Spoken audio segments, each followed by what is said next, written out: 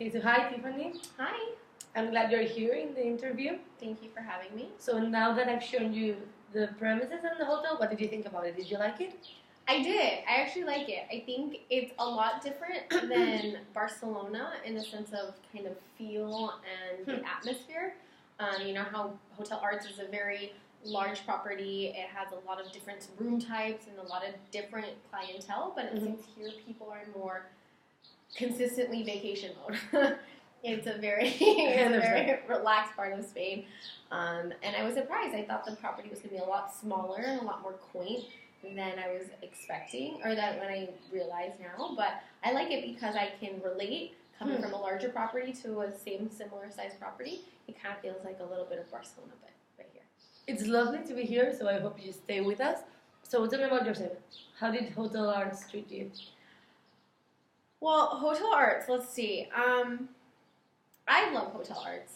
It's a very, as I said, Barcelona is a very metropolitan, international property. It gives me the opportunity to practice my different languages, and as well as just deal with a lot of different people. And in that sense, personally, it pushes me to grow and to be more patient and more understanding of different cultures.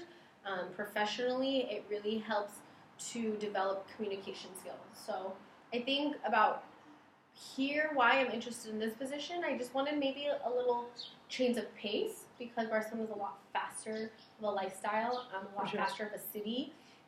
And here, of course, because it's a little more relaxed, I think I can, take what I learned there and apply it here, but in a different type of stress, in a different type of situation. I know there's stress everywhere, but it's a lot, just a different feel that I'm looking for. So that's why you're looking into this position. It's because you want to change in your lifestyle. It's not that the Hotel Arts, there was nothing wrong with that. You just want to change what surrounds the hotel. Exactly. Hotel Arts is great. I think it's just time for me. Of course, I want to stay within Ritz-Carlton. It's been super good to me in terms of training and developing me. I just think it's this time I can really learn to be in a different setting altogether. Perfect. So now we're just going to go into the subject. What have your hiring strategies been? How do you actually find good people? My first mantra, my first kind of belief is that you can never teach passion. It's something you have or you don't have, but you can always teach skill.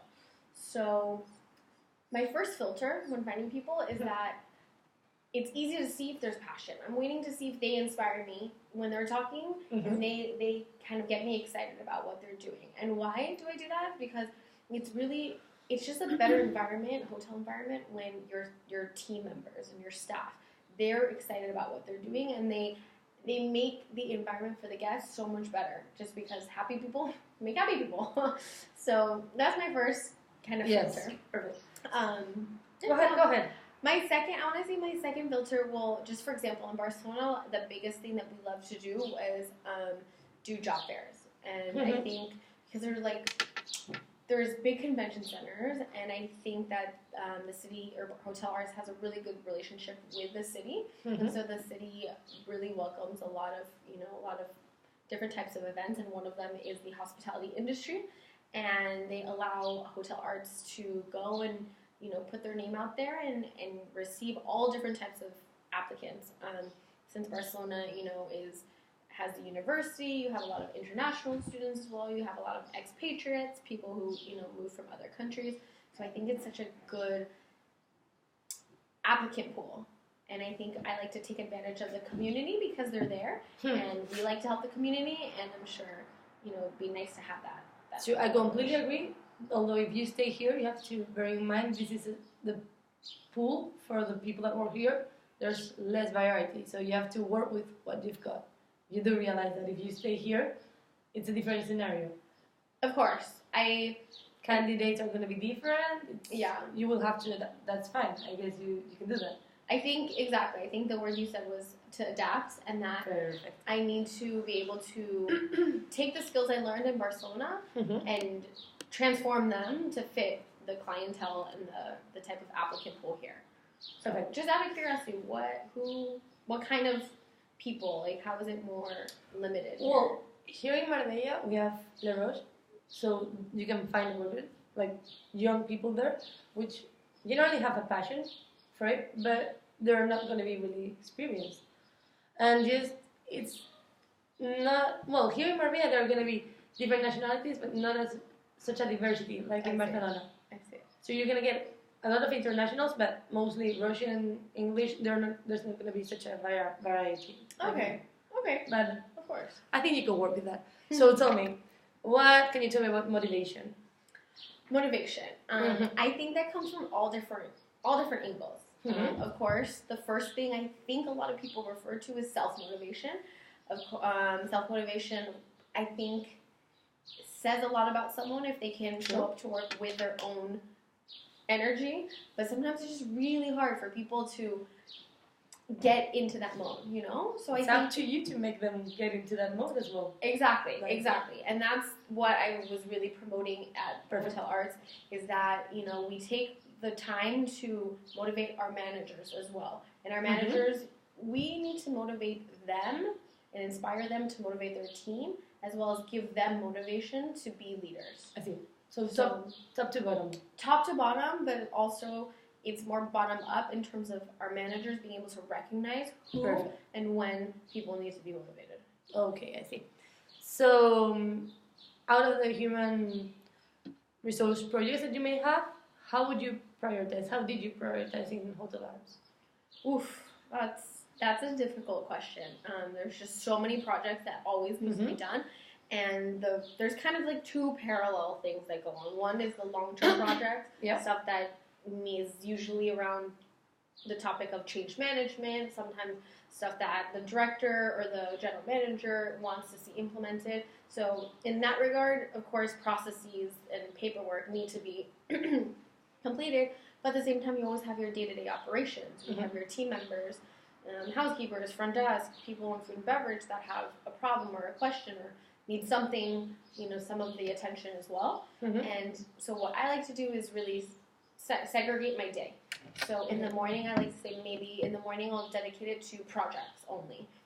Projects that I need to produce a certain sort of packet or a training packet or a training manual or anything in that regard. And then usually after lunch is when I open my doors open or I schedule all my one-on-ones with people or anytime I need to do evaluations or stuff that has to do with our hotel members. Of course, some people, they can't come in the afternoon. Maybe they're always a morning shift and they can't come in the afternoon. So super understanding with that, and we'll make special meeting times and really work around their schedule because we're here for them. But in general, it's very like separate my schedule so that I can be as efficient as possible. Perfect. So you have a general structure and then you just go with whatever the hotel needs on that specific day and what your people need. Of course, yeah. Perfect. So now you have to walk me through a situation in which something was not going right and you needed to take some disciplinary action or just terminate somebody. How did you do it? What happened? I think the hardest part in disciplinary action is really your junior level managers and above.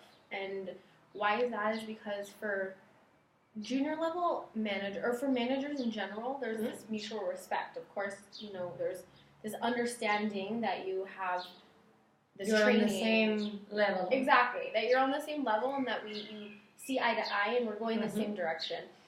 But recently I actually had one of my food and beverage managers. He was working the night shift and his bartender was giving away free drinks.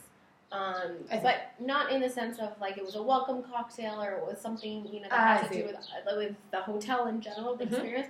It was more of he just was choosing not to charge, you know, his friends. And the issue was that the manager actually knew about it but didn't do anything about it, nor did he take action, or it just seemed he was very passive about the situation. And as you know, of course, one of the responsibilities of a food and beverage manager is to control costs.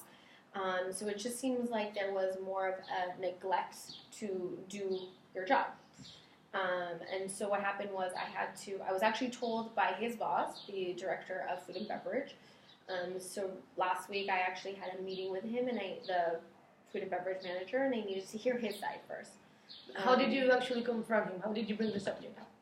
I saw him in the hallway, in the back hallway, and I just said, when you have a moment, I would like to talk to you. I just have something, I'd like to bring to your attention.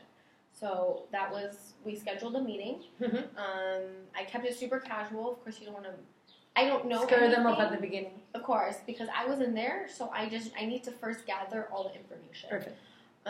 So I scheduled a meeting with him, and he told me his side of the story. And of course, he said that yes, the bartender was giving away free drinks, but it was part of, the guest experience. So it just seemed like to me he was covering up for his bartender. Which isn't acceptable, right? Situation, it's always based, it depends. It depends. Sometimes there are client needs that require, some sort of extra love to give to the clients for the guest satisfaction.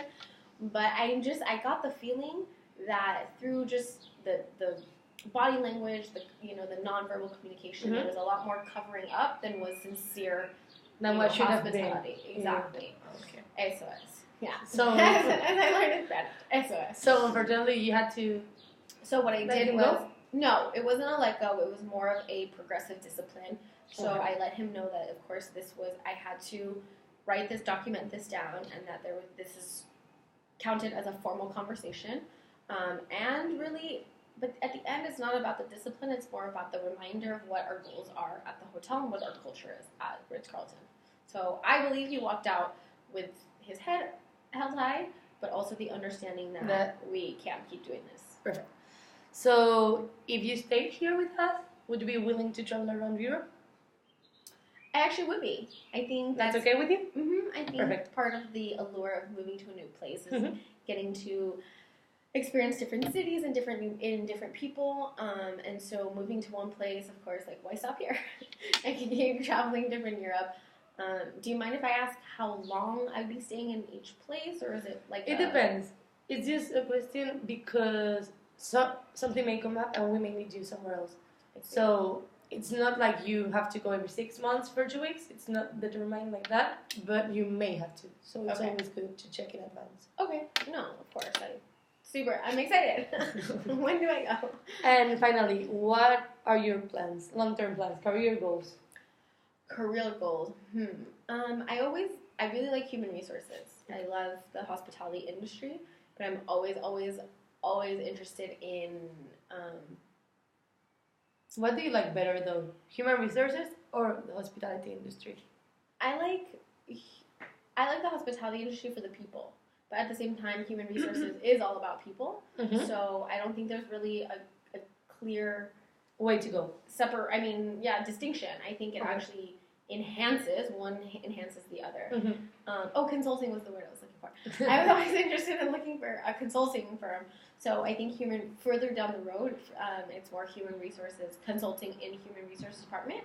And how my experience now plays into the future is that, of course, there can always be consulting in hotels, not just, it's set and limited to one service area, of course. One industry. But do you plan to have your own consulting group, or do you want to stay in a company such as Ritz-Carlton to do consulting?